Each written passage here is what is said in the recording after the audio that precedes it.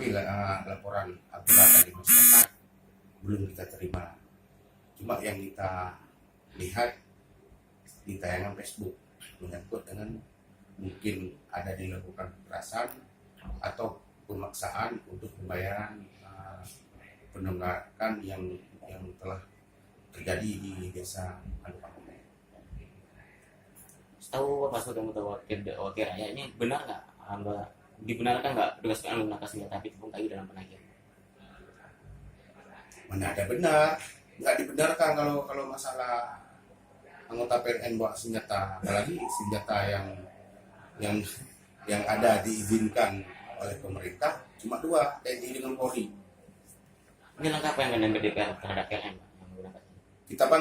Kita panggil pimpinan PLN yang ada di Kabupaten Nagaraya. Kok tega membawa senjata kepada masyarakat waktu penagihan PLN yang melonggak beberapa bulan. Apalagi punya masyarakat yang melonggak itu 2 ampere.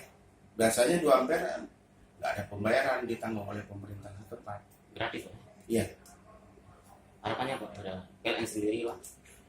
Kita bukan mengharapkan pada PLN. Kalau benar pihak berwajib yang membuat senjata, tolong dusut. Itu rakyat.